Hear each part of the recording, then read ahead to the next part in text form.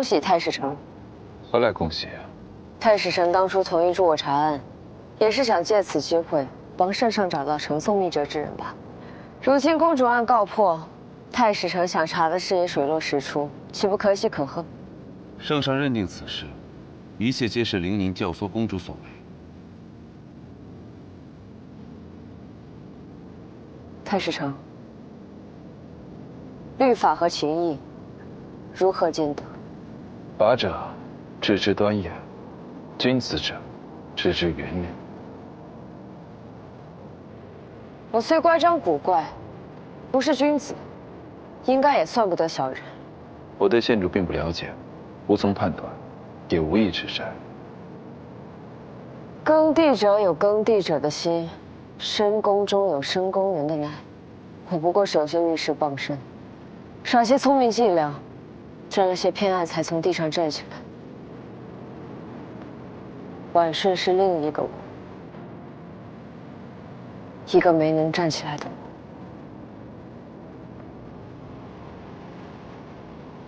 圣上已下令厚葬15公主，谥号赵思。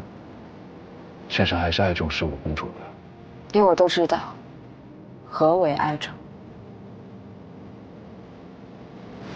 彩云破而灯霞兮，眼浮云而上正。幸好，他已经去了他想去的地方。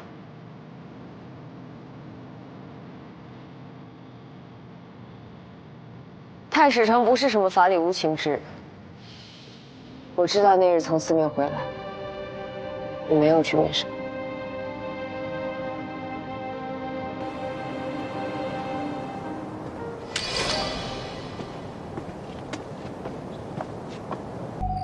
圣上，你看，微风一吹，银光闪烁，倒像是水珠一般。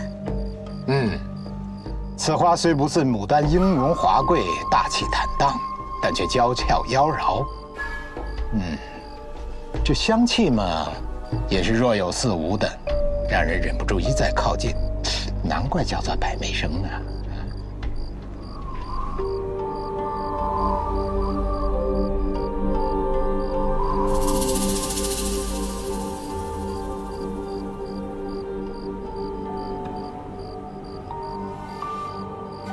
哎呀，圣上，这娘子果然是闭月羞花耶！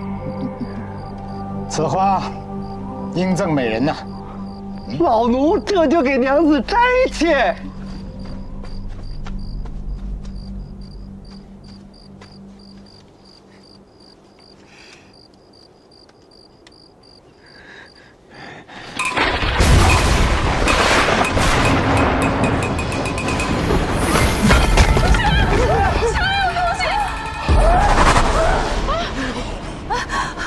圣上，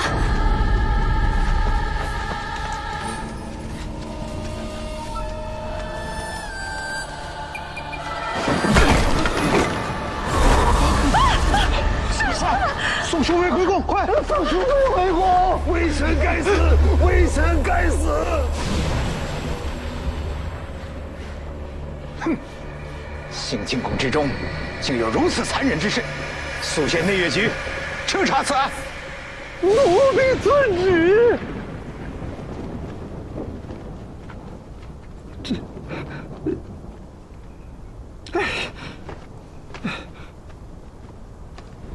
多谢太史丞相帮，那个袍子，老奴帮您烧了吧。有劳。快！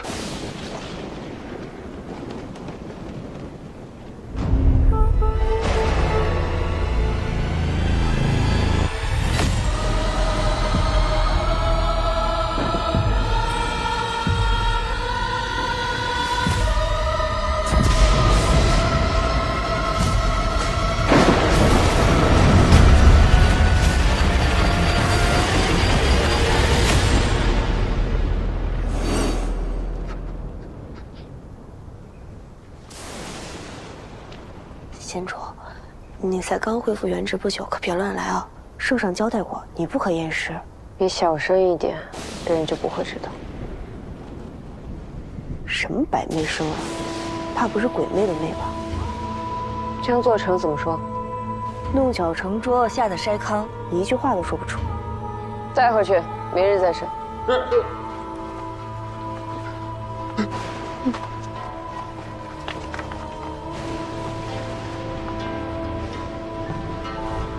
老大，我听说啊，南海有一种食人花，花种细小如沙，轻盈如尘，不易察觉。落在人身上便扎根下来，以人肉为泥，骨髓为肥，待到发现时就已为时已晚，只能活生生被抽干吸净，痛苦而死。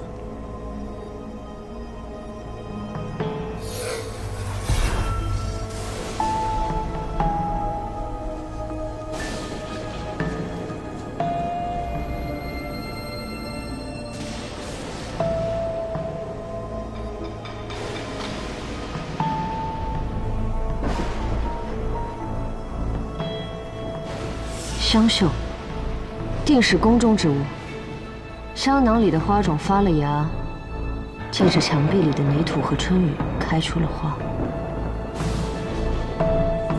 请司职看看，这绣法可是香绣？回县主，这就是香绣，而且这般绣工必是碧柔无疑。喊他出来。碧柔不是上宫局的，是王才人宫里的。县主稍后。县主是说，这香囊的主人已经死了。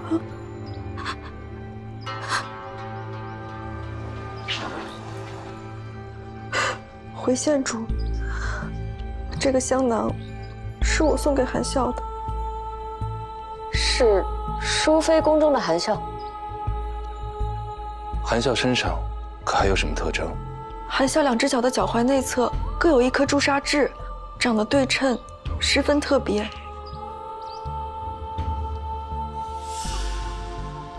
县主，那尸体上可有？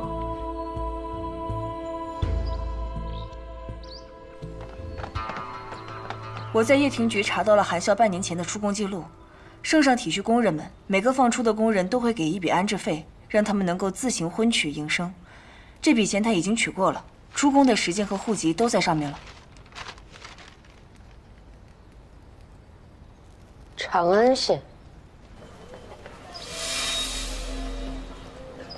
请问这里可是蔡家？是。娘子是从宫里来的，可认识我阿姊韩笑？你是韩笑的妹妹？我是珍珍，娘子可有阿姊的消息？谁呀？阿娘，他们是从宫里来的。二位可有韩笑的消息？韩笑是我在宫中最好的朋友，自他出宫之后便断了联系。我今日来长安县办事，就想来看看他，怎么会失踪了呢？唉，韩笑可在宫外有什么交好之人？他从来也不跟我们说这些，我也不清楚啊。唉。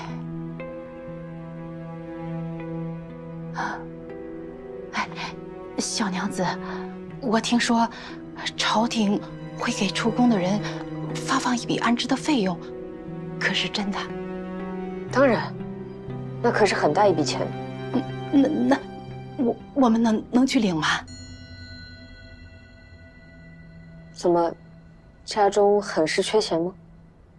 唉，我当家的身体弱，只能替人看看铺子，赚不了什么钱。可这家里处处是花销，多亏以前韩笑懂事，他能吃上皇粮，还能贴补家用，是我们家的顶梁柱。既然要靠韩笑养家，那不更应该先找人？人是要找的呀，可我们一家人也得活下去啊。大娘子真是不易，我身上只有这么些钱了，给。哎呦，只是不知道哪里还能有韩笑的消息。有阿姊先前寄来的信。哎呦，快去拿来，快！早些年的已经没有了。这是前2年一直到阿紫失踪之前的信，我都仔细留着。小娘子看看是否用得上。我改日再来。若还能有什么想得起来的，记得随时告诉我。一定一定。哎呀，韩笑能有你们2位这样的朋友，可真是三生有幸，三生有幸啊！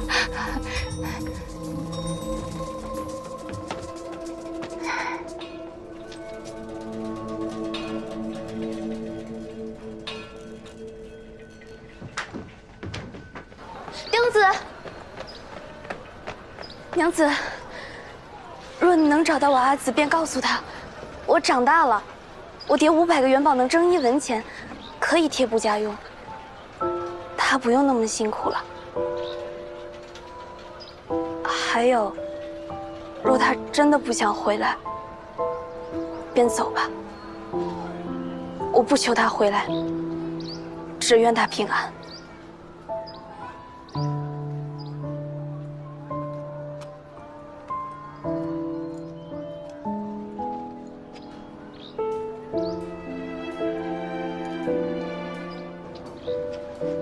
藏好了，别让任何人发现。若你爹娘想要送你进宫，或是让你嫁人，就拿着这块玉牌去兴庆宫内夜去找我。记住了吗？你答应我，我就帮你找姐姐。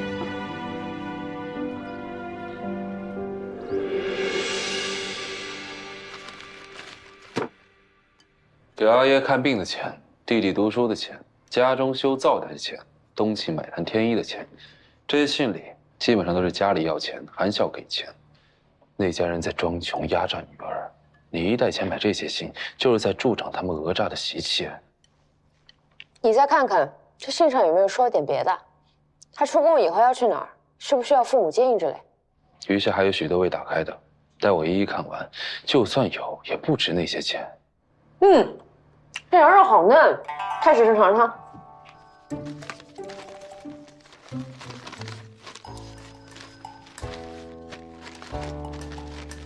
我给韩笑家的是上贡的银饼，一旦拿到市面上，就会有人报关，钱很快会回来，所以这些信没花钱。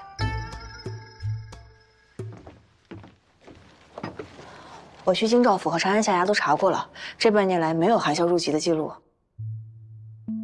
人出宫了，尸体却又回去了。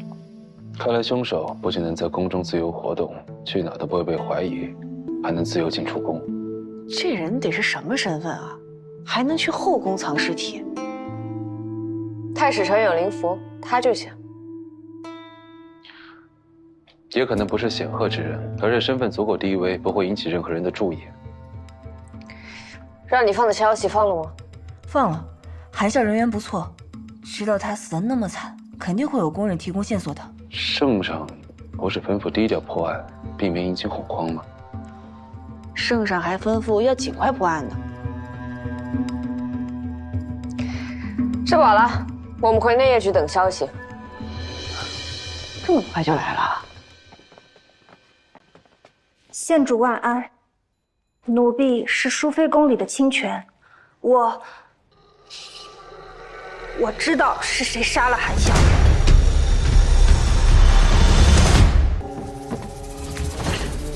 你这是把太史丞怎么了？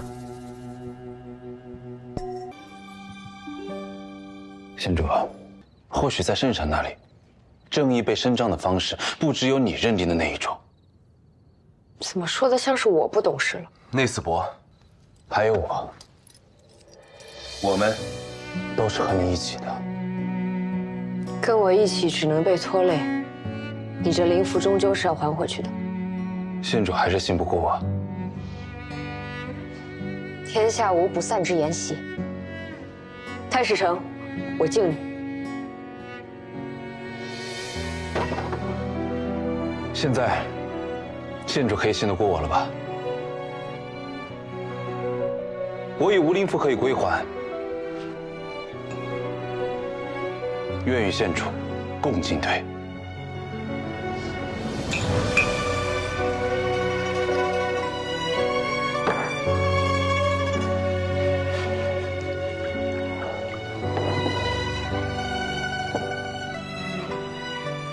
其实县主与平日表现的并不相同，与旁人所说的、所想的也完全不同。萧某不敢说多了解县主，但还是知道你的为人的。多谢太史丞。叫我太史丞，那就还是信不过我。萧兄，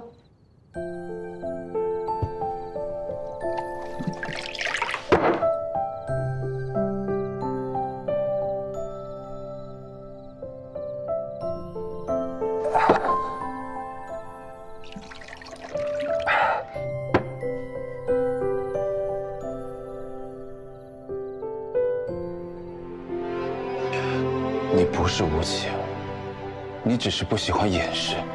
谁还没有不光彩、上不了台面的心思和故事呢？县主，你不隐藏你的小心思，更不显摆你的善良，这一点，我敬重你。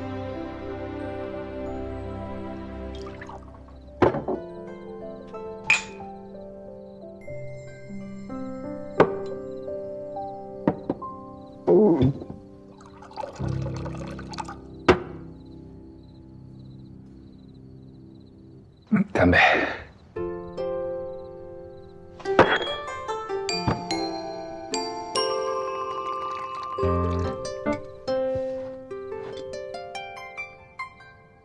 小兄，你喝醉了？萧某确实喝多了，先告辞了。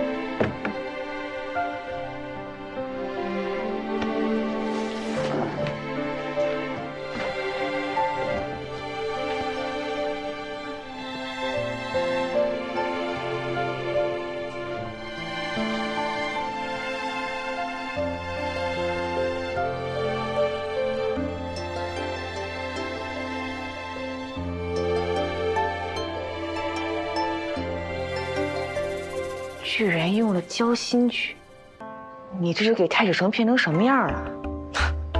太史丞玲珑心性，能被我骗？萧兄，户部侍郎杨尚礼府上有命案，我们先走一步。你收拾好了就来找我们。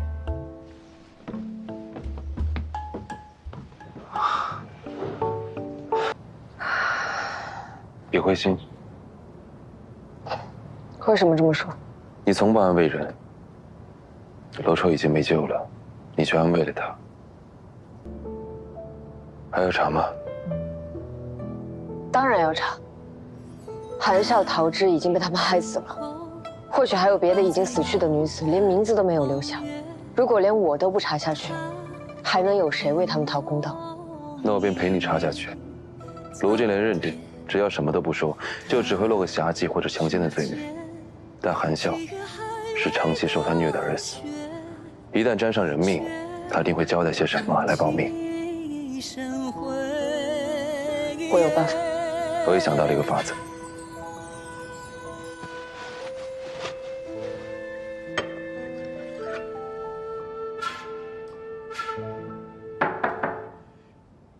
谁？是我。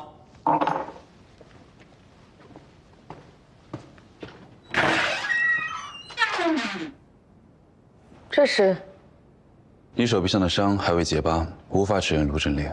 我阿娘喜欢调药香，还喜欢用药香熏灸，有些药香色重味浓，熏过之后皮肤会被染色，需要一些时日才能褪去。新长出来的皮肤娇嫩，比原有的皮肤更容易着色。熏香之后，应该就能看见伤口的轮廓了。那快开始吧。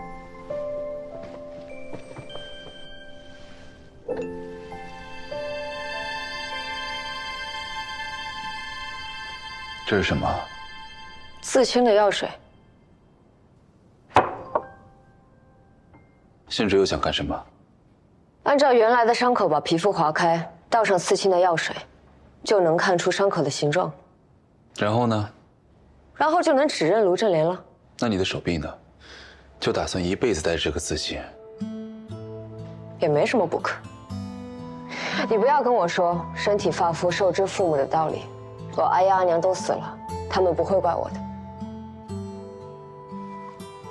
对于县主来说，查案大过天，比你的身体，甚至比命都重要。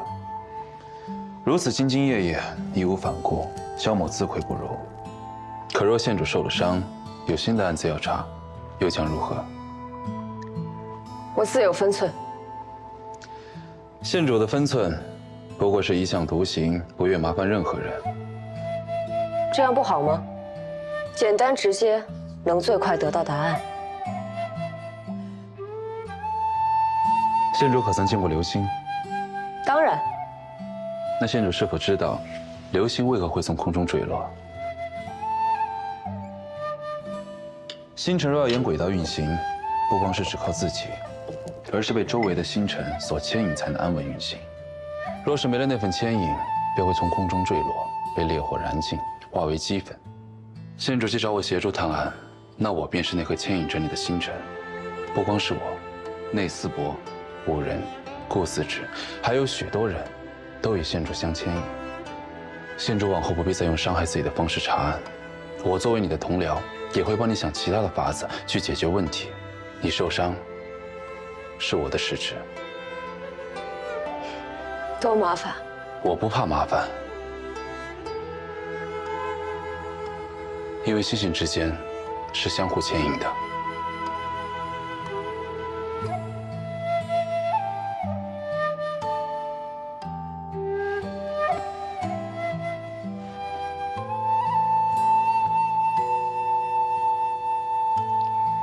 既如此，我还有一件事想问太史丞。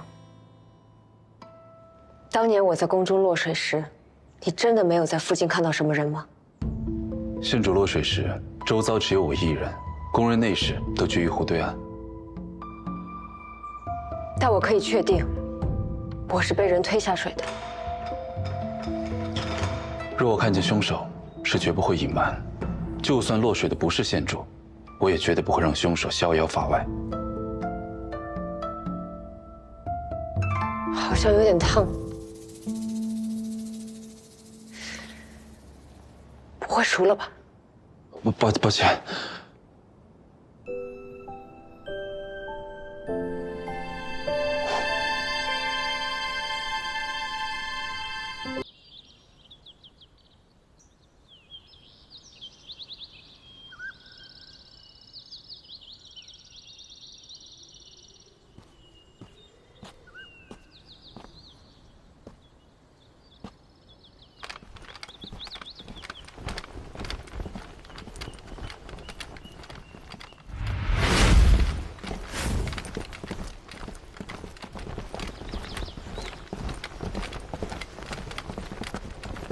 哎，别走了，各位今夜，这宝瓶谷闹鬼，一到雷雨之夜就有阴兵借道。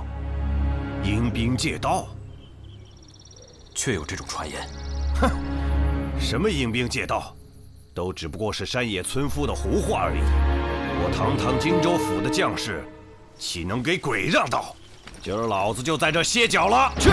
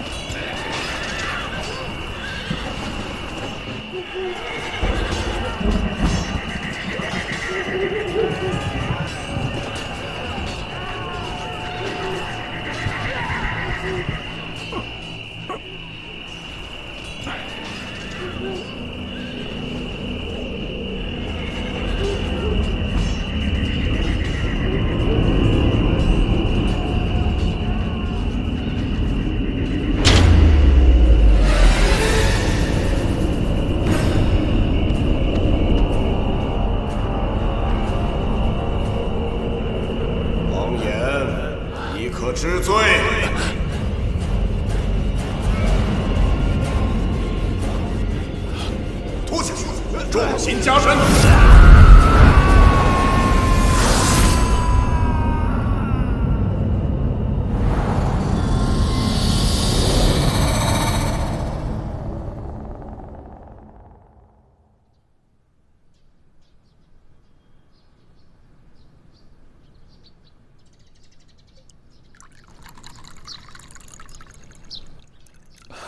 陆尚书，您实在太客气了，理应是下官奉上好茶，请您才对。李少卿，这又不是在朝堂之上，何必拘泥礼节？今天在我这儿，不谈官阶，只论兄弟。请，我来。恕陆某直言，六部下945间，我最欣赏你们大理寺的行事做派，区数月屡破奇案，陆某实在佩服。尚书过奖了，若有需要在下效力之处，还请尚书明示。我想请你帮我找一个人，这个人现在就在长安。报，尚书大人，大理寺黄三炮有事禀报。请他进来。是。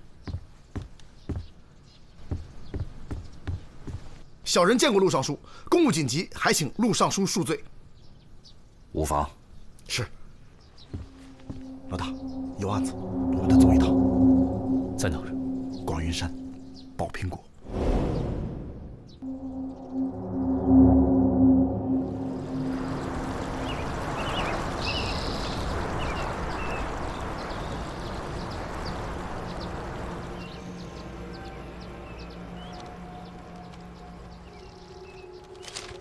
你们发现他的时候，他还没死。正是，发现王统军的时候，他还有一口气。这个死因已经很明显了，利刃避开了心脏，凶手是诚心要折磨死者，让他一点点的血尽而亡。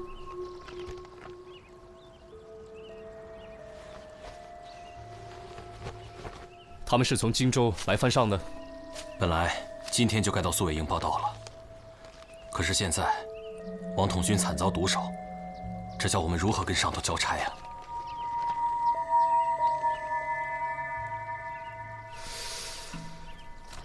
这是阴司的鬼符，你们发现王统军的时候，这东西就在。我们发现他的时候，鬼符就已经插在胸口了。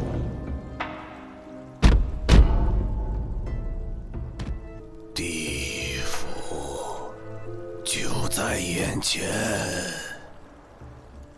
说完这句话，他就咽气了，眼睛也没合上，嘴也张着，感觉他这是死不瞑目啊！地府在这儿。按说你们多次行军，王统军对这带山路应该很熟悉，怎么能从人世一脚踏入阴间呢？一定是被人绑走的。昨天晚上你们睡那么死，什么都没有听见。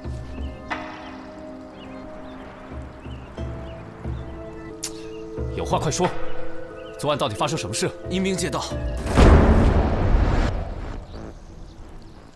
昨晚就被我们碰上了。阴风阵阵，人喊马嘶，鬼哭狼嚎，脚下的地都在颤抖，可就是什么也看不见。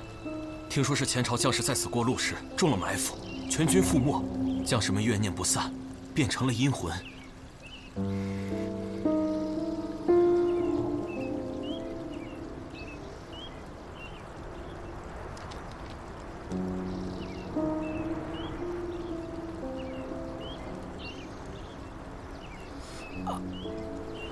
哎呀，双爷，我肚子突然好疼，你咋那么懂事儿？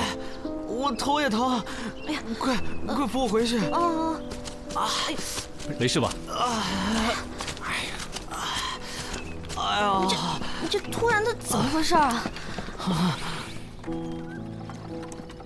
那个副将，感觉有点问题啊。有啥问题？只是感觉而已。能不能走快点？好饿，好难受啊！走。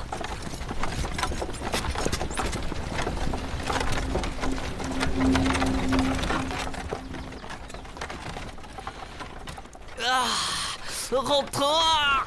到底疼还是饿？要不要歇歇？再忍忍啊！不要！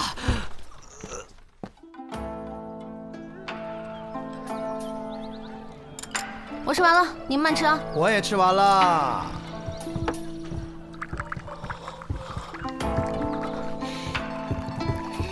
哎，你肚子疼不能忌讳心。我现在饿得头都疼了。那更不能吃这些了。有你们这样的吗？宝瓶谷的阴兵传说不是空穴来风，不管和王岩的死有没有关系，我们都得找一个雷电之夜，实地查探一下。啥时候啊？等没人装病的时候。哎，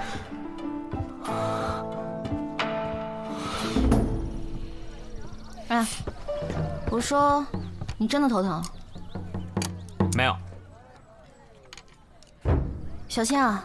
最近城里的瘟疫开始扩散了，按这个速度，很快就要封城了。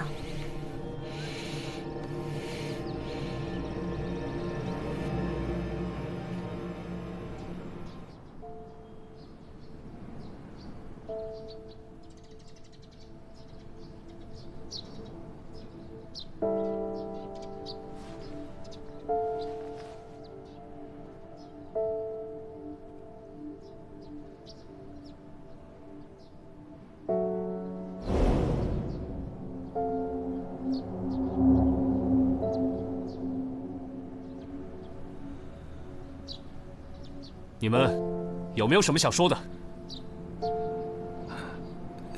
少卿，我们所知道的全都跟您禀报了。阴兵借道之说由来已久，我们呢也只是听说，并无实证啊。对此，我们唯一能做的就是每逢雷雨天气，躲在家里不出门啊。那3天前，荆州府兵经过，可发现有何异常？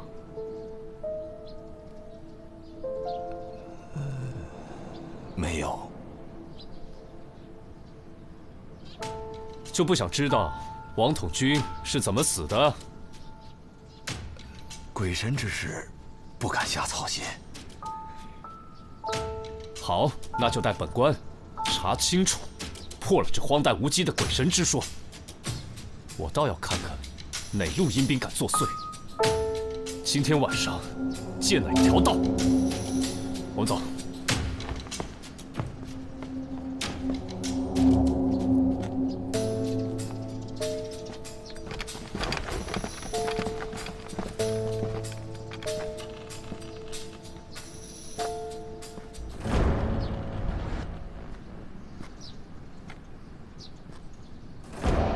今晚谁都不许睡。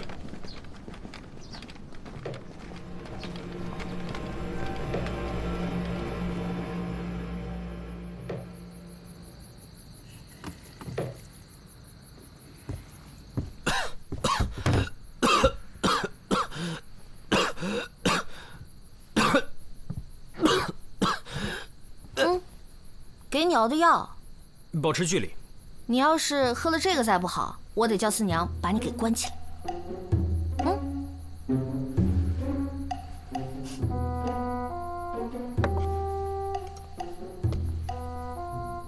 这管用吗？当然了。你还医好过谁啊？后院的马。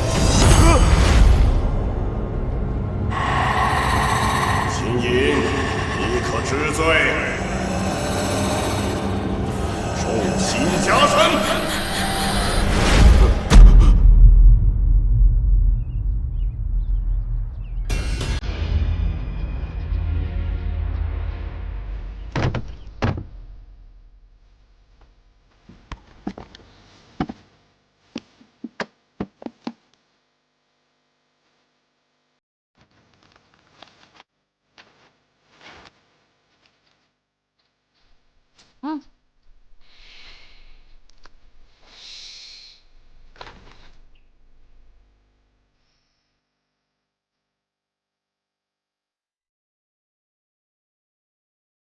家书，家属，而且应该是长安本地人。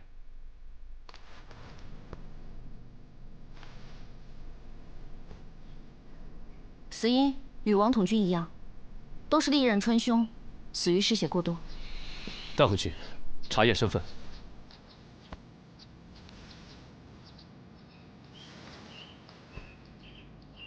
昨晚这是怎么了？阴兵没见着，倒又死了一个。你们大家昨晚睡得好吗？跟你们一样，整宿没睡。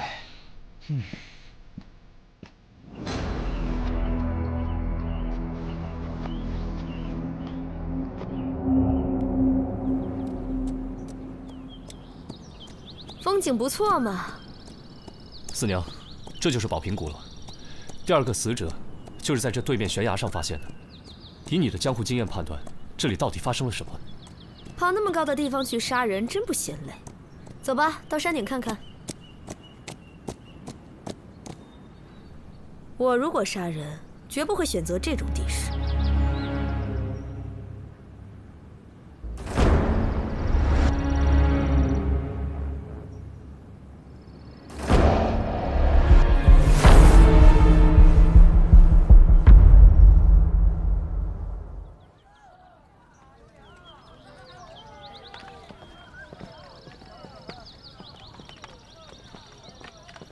救命啊！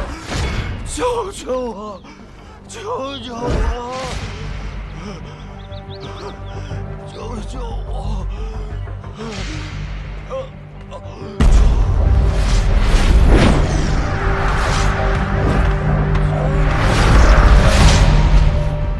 不想死就给老娘多烧点儿！现在闹瘟疫，传染性很强的，一不留神，传完就是死城了。墙角也多撒点啊，还有地上，真是倒了8辈子血霉了。生意刚有点起色，又没人来了。萨摩，又死哪儿去了？给我出来！四娘，四娘，四娘，四娘，哎，后院吧，那2头猪啊不行了，要不……不行，小白和花花是我亲手养大的，赶紧给我找双叶，必须给我治好了。萨摩多罗，人呢？给我滚出来！滚出来呀！哎，萨摩，过来歇会儿。哎呀，还是李少卿心疼人呐。第二个死者张大福是长安市郊的农民，家里还有几亩田，生活不错。还有，他7、8年前入伍打过仗。后面的你猜猜？原来跟过王统军吧？正是，后来负伤退伍了。我看过他的手，是惯用兵器的，而且武艺还不赖，当兵也不是小卒子。老大，武侯部送了一个人，可能和案子有关，暂时安置在樊舍的客房里。什么人？书生模样，现在昏迷着，说是差点死在宝瓶谷。哎，老大，慢点走，别磕着。书生模样。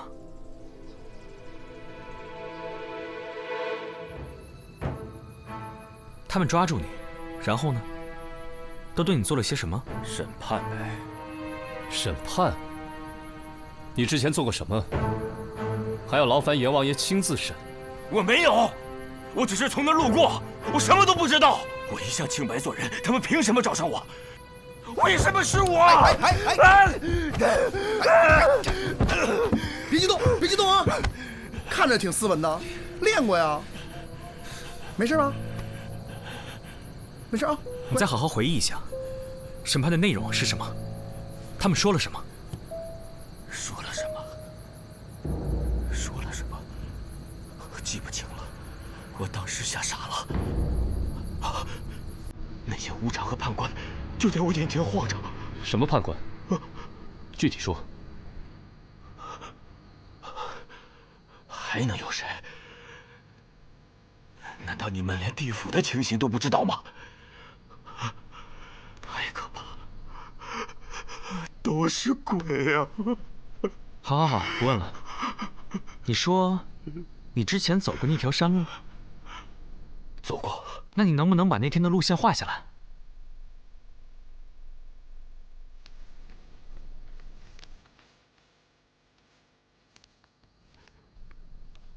我想不通，打死也想不通。明明是很熟悉的老路，怎么就鬼使神差，一脚踏进了阴曹地府？他就是被吓着了，没什么大碍，让他休息休息就好。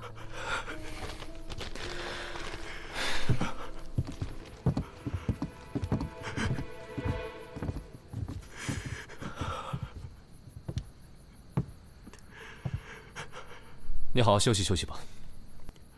李少卿，秦某求见左卫大将军。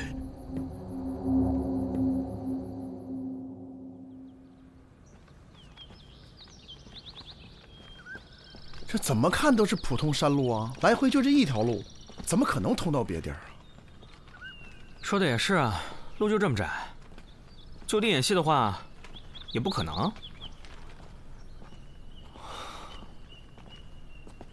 到前面看看。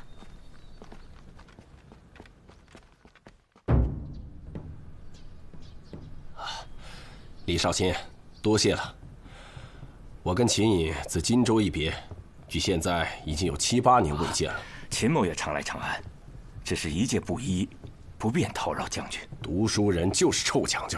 怎么，现在捡回一条命，想起我来了？秦先生原来在黄将军帐下。当然了，当年我带着军队都是隶属荆州大本营的，诸位可不要小看了秦隐。多年前打东突厥的时候，他可是立过奇功的。哦，那秦先生后来是为什么隐退了呢？哦，秦某胸无大志。他的大志啊，就是他的书画文章。怎么样，秦隐？这次在我的府里多住上一些日子，抽时间咱们切磋切磋如何？黄将军，恐怕不方便。为何？秦隐是案子的关键证人，我们需要他随时配合调查，还望将军见谅。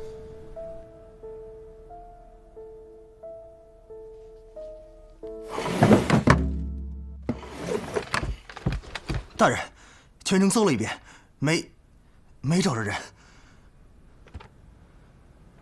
偌大的长安城，你们2天就搜遍了？你们左侯卫就是这么办差的，啊？继续找。是。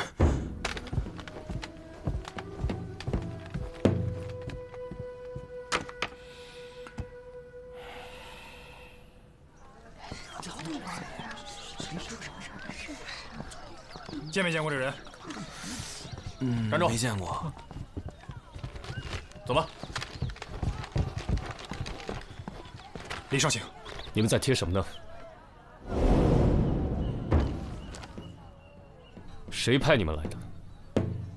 无可奉告。走。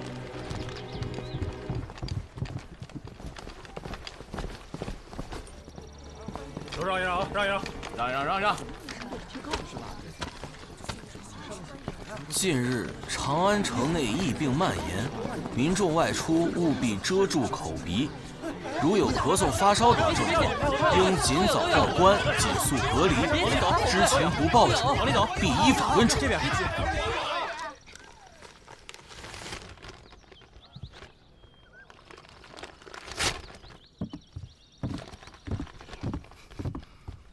四娘，给我！老娘这店里生意越来越差了，这个月月钱先停发啊，等疫病过去再做打算。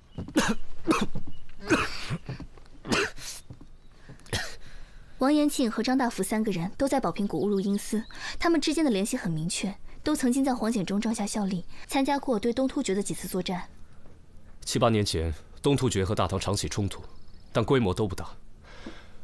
我前2天去兵部查档案，陆明好像还不太愿意配合。陆尚书这个人不好打交道，之前他可3番2次找我拉关系，这会儿怎么突然像换了个人？我说你怎么看谁都可以啊，李少卿，人活着不是为了破案子，你放松点儿。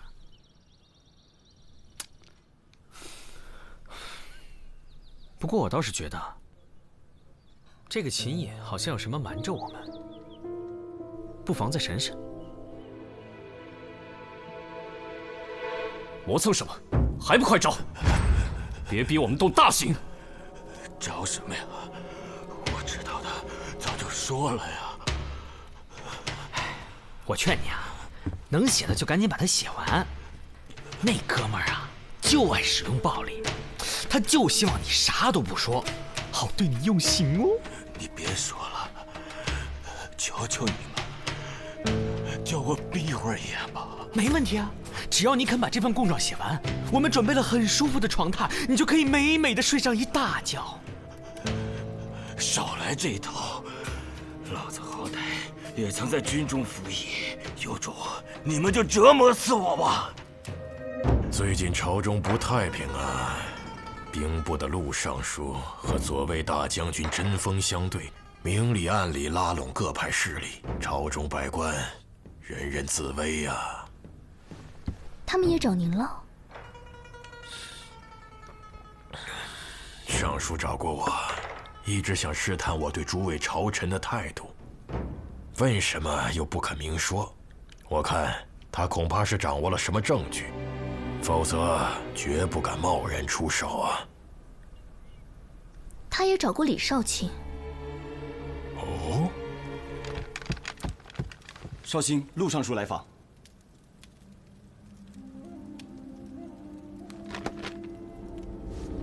请他进来。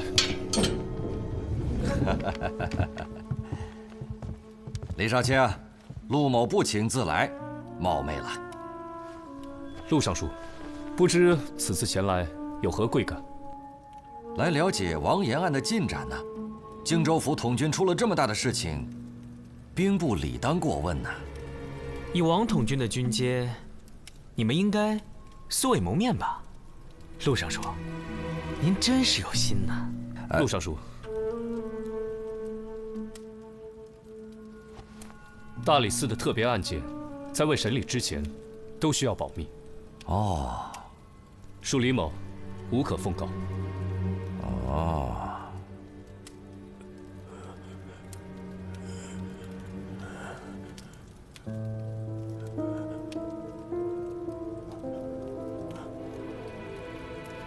打扰了，那本官先告辞了。李少卿，请留步。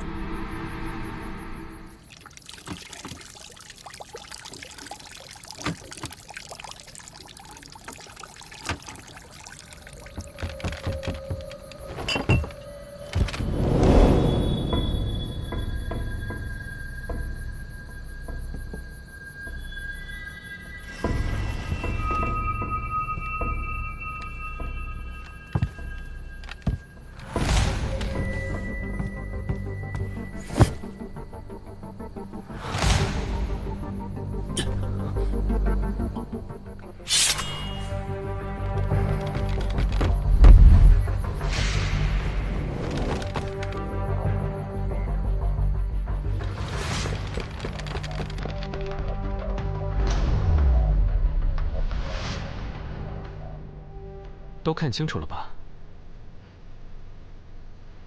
有什么要说的？有些话现在不说，可能你这辈子都能记不住。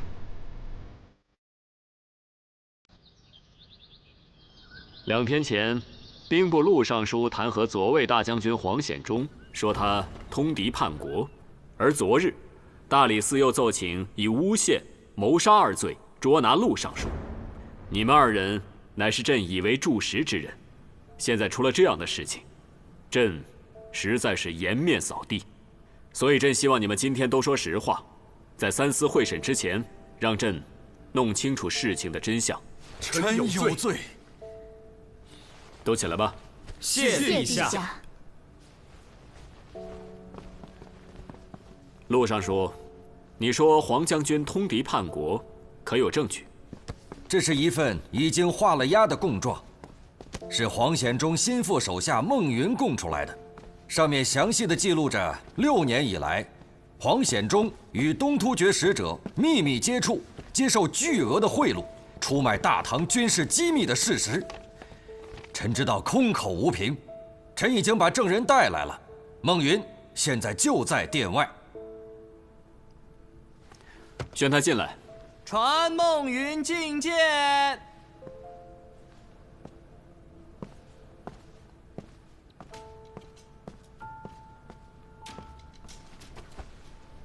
草民孟云，拜见陛下。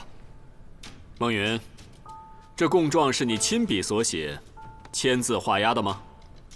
回陛下，是。你是黄将军什么人？我名义上是将军府的书吏，大概6年前开始替他处理机密事务，但据我所知，在那之前，将军就已经被策反了。因为从8年前开始，他就率领部下在边境与东突厥作战，实战时刻，长期驻扎。和敌国细作有相当多的机会接触，逐渐被渗透。你要朕相信你说的话，可是要有实在的凭据啊！回陛下，有，这是从去年春天起，东突厥特使阿史那多莫送来的3封密信和2次交易的酬金礼单。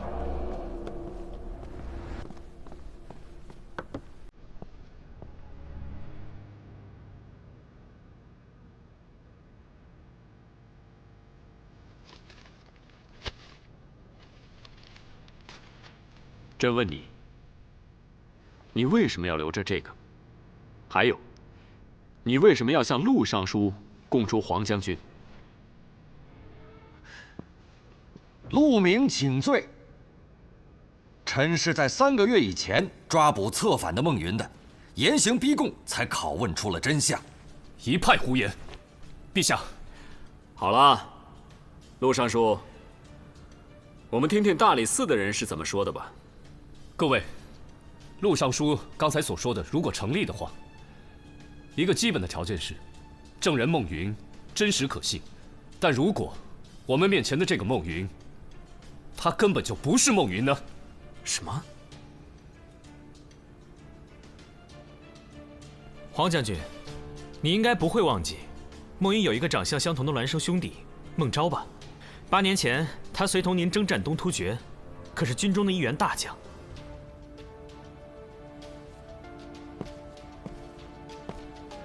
你仔细看看，这位到底是不是孟云？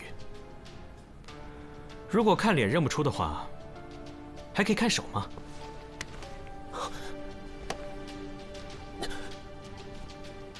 孟云，他是一介书生，可这手是我刀枪的手，所以你是孟昭，是陆尚书找你来假扮孟云作伪证的。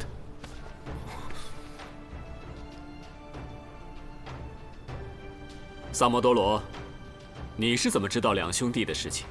还有，何人为证？请陛下传证人秦隐。8年前，他曾是黄将军帐下的军师。传秦隐觐见。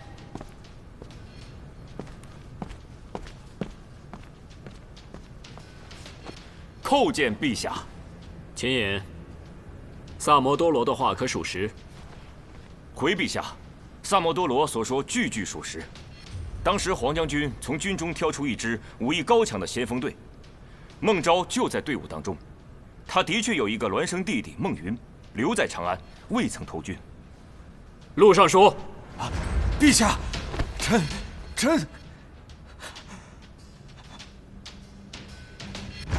陛下，这秦隐不仅是指证孟昭的证人，我们还通过他查出了宝平谷连环凶杀案的原委。快说来！这几桩所谓鬼谷阴司的案子，都是孟昭在陆尚书的帮助之下完成的。至于陆尚书为什么要帮他，是因为2人达成了协议，让孟昭假扮成孟云做伪证，以叛国罪扳倒黄将军。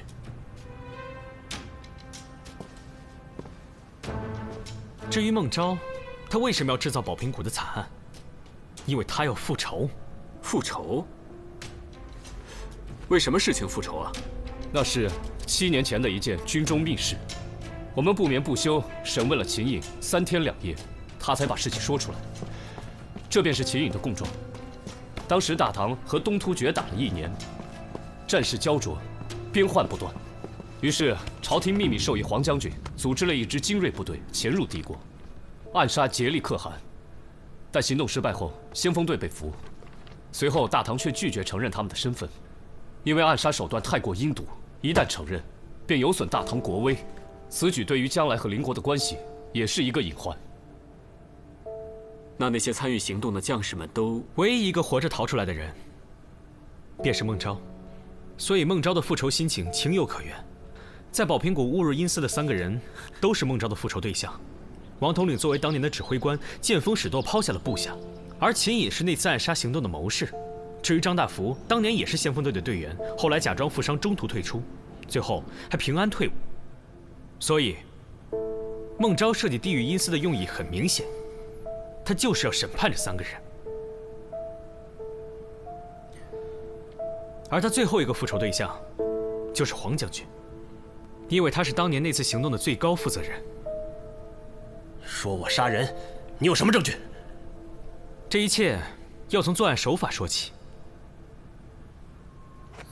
受害者们都在熟悉的山路上莫名其妙走进地府，事后在原地却都找不出问题。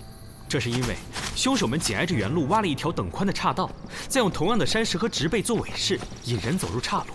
借助烟雾，各种假扮的鬼神就忽然出现。之后的事情大家都清楚了，受害者先被审判，后被杀死，然后丢在悬崖上，胸前呢就放着阴司的鬼符。那凶手为什么要选择在宝瓶谷呢？还有，这阴兵借道到底是怎么回事？所谓阴兵呢，只不过是一种天气现象。这宝瓶谷就是一个口小肚大的瓶状山谷，从入口处吹进来的风就会被聚拢、扩大，就好像瓶子里吹气一样。在具备特定条件的夜里，岩壁上被反复扩大的风声、雷声叠加产生震动，就出现了类似战场厮杀的嘈杂怪声，让人联想到阴兵借道。凶手借此模糊焦点，误导我们的调查方向。陛下，臣冤枉啊！臣冤枉啊！他们血口喷人，你们有证据吗？陆尚书正好说到证据。我们重新走访了村民，重审理证。据他交代，2个月前，大概是在6月中旬，他们接连多日看见士兵从长安方向来到宝瓶谷，并且隐约听见开山动土的声音。随后被下了封口令，胆敢外传格杀勿论。根据宿卫营的记录，从6月15到6月底，陆尚书前后8次抽调过左后卫3个小队外出执行任务。照这个人数和时间，足以在宝瓶谷修出条假路。陆尚书，这算不算证据呢？我派遣士兵是为了搜查孟云，我抓捕了他，拷问了他，但是他跑了。为了抓他，你甚至不惜制造假疫情，想让长安封城，以便瓮中捉鳖。找一个孟云需要这么兴师动众吗？就是因为抓不到他，找不到他，我就没有证人呐，没有证人，所以你就承认他是假孟云了？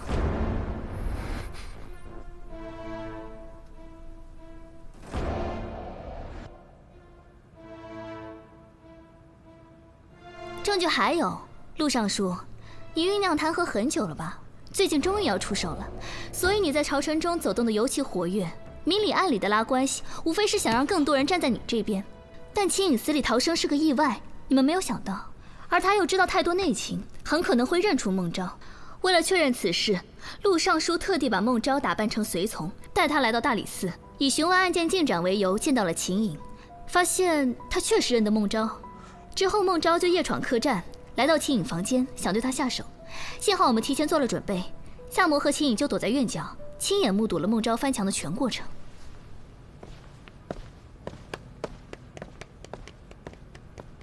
没错，我就是孟昭，是我替袍泽兄弟们报了仇，是我审判了他们，他们每个人都该下地狱。来人！只可惜，你还活着，黄将军，你还记得吗？那些士兵都是你亲自挑选的，还喝了你的壮行酒。但天下人不能不知道我们为何而死。你知道，朝廷知道，太上皇知道，你们为什么要假装不知道？为什么？陛下，臣……行了，除了陆明还有黄将军，其他的人都退下吧。草民告退。臣告退。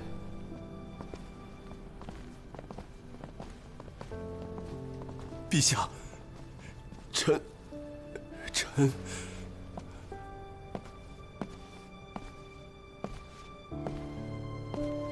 陛下，臣。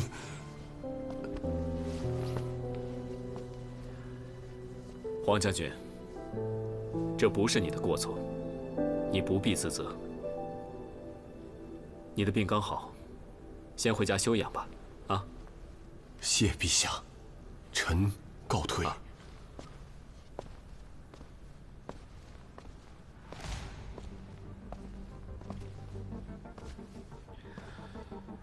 谋杀、诬陷2罪并罚，丢光了朕的脸面。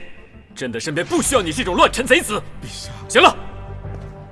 陛下，陛下。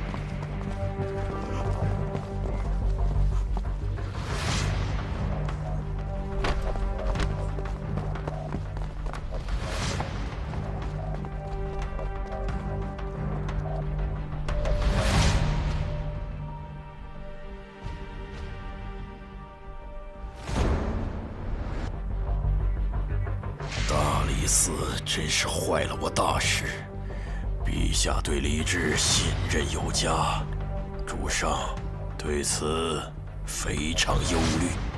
属下明白了，你且放手去做。必要时，是否可以？那就要看他离我们有多近了。如果顺着某个案子摸过来，就别再犹豫。杀！遵命，属下明白。